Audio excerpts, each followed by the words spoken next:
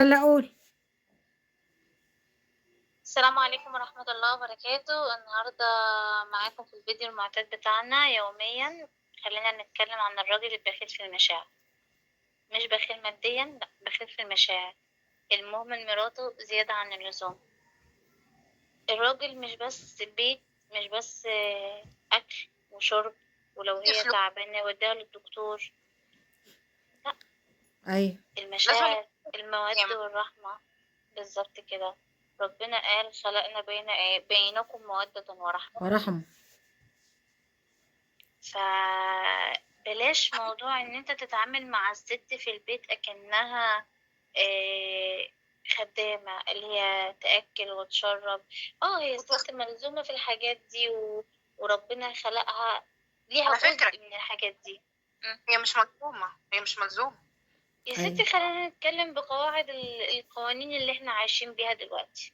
يعني لو مش جينا نتكلم في خلينا، الدين والشريعة هي مش ملزومة. هي بالدين وفي والشرع الآخر هي مش ملزومة بده. وفي الآخر انتوا بتهملوها. صح. أصل هي ما هي كرسي ولا بالظبط. كنب ولا ترابيزة، هي لها والله مشاعر. خلينا نتكلم يعني عن حقيقة، بجد والله العظيم. آه، شخص كده بدون ذكر أسماء يعني.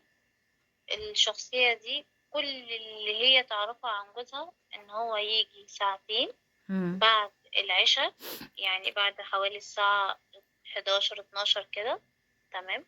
يجي أكله وشربه، يا يقعد على الموبايل شوية يا يدخل ينام. ولا بيسألها انتي عاملة ايه، ولا يومك عامل ايه، ولا الولاد عاملين ايه. ويوم إز... لما بيخرج ياخد ولاده بس. إزاي دي؟ إزاي ده لازم بس يكون؟ أمال هي صفاتها إيه؟ يعني خدامة وخلاص؟ في ناس حرفيا والله والله حرفيا يا فاطمة.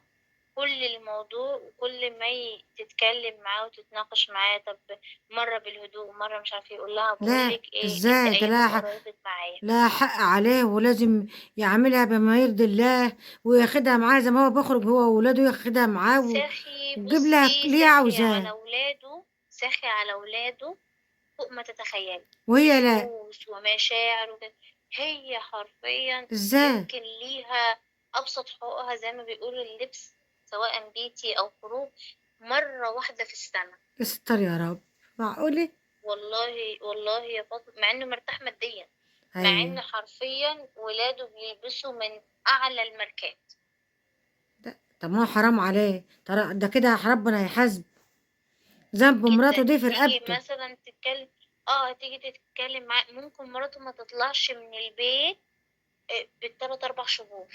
لا والله والله ستر يا رب. لا لا. ده البني آدم البخيل في مشاعره. أيوه. لما تيجي تتكلم معاه تقول له طب سيب التليفون مثلا، ولا أنا تعبان وجاي من الشغل هلكان، مش عارف ايه، انتي مش حاسة بيا.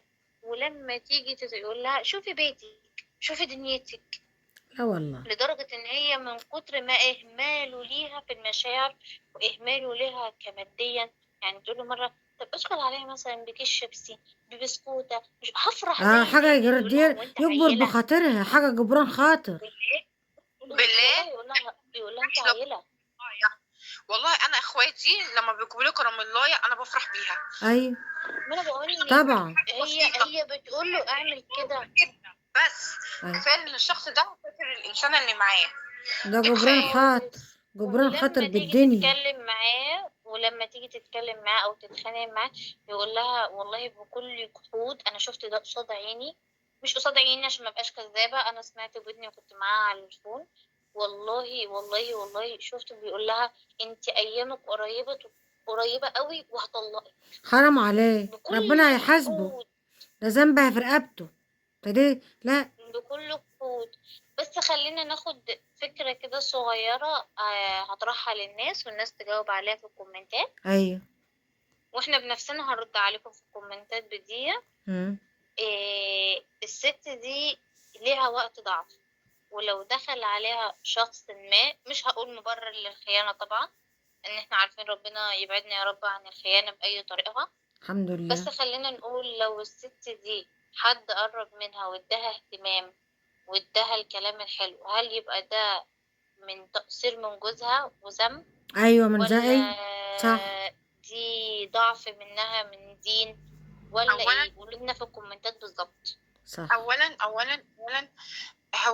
بيبقى عيب منه هو في الاول، ماشي، عشان بخيل في مشاعره. ثانيا هو بخيل في مشاعره، بخيل في حاجة تانية بس ما ينفعش نقولها هنا في اللايف في ايوه. الفيديو، تمام بس الناس هيعتبر فاهم. مم. تمام. وثانيا هي ما ينفعش تعمل كده لو مقربة من ربنا، ما ينفعش تعمل كده، لأن الخيانة مفيش أي مبرر لها. هي لو وربنا مرتاحة يحاسبه معاه هو، ربنا يحاسبه هو بذنبه. ما عندهاش على فكرة الجرأة ان هي تنفصل عن جوزها، ان اهلها شايفين ان انت طول ما انت بتاكلي وبتشربي مالكيش دعوة بعلاقة لا، باللبس والحاجات دي، ربنا مالكيش دعوة يحاسبه بعلاقة هو بالخروج. بذنبها هي عشان مش عاطلها حقي. بس عندها اهلها لا، هم رافضين ده، رافضين اللي هو لا، انت ليكي اكلك وشربك في البيت، هو ايوه. منقصك في اكلك وشربك، لا خلاص يبقى مالكيش ان انت تتحكمي. حقوقها مفيش ايوه. كده، مفيش كده. ايوه. ما فيش اهل. بصي يا ياسمين، خلينا بس نتكلم من منظور مش اهلك واهلي، ولا نتكلم باهل الناس اللي احنا عارفينهم. خلينا نتكلم ان في اهل عمرهم ما كانوا السند، بالعكس ده هم كانوا الضعف لبنتهم. تمام، يبقى هي سند لنفسيها بقى. حرام عليه والله، ربنا سند. يحاسبه. ده كان في الفيديو ده يا جماعة، كان على الزوج البخيل في حق مراته. ونشوفكم في فيديو آخر إن شاء بس الله. ويلا. بالظبط كده. باي باي. باي باي.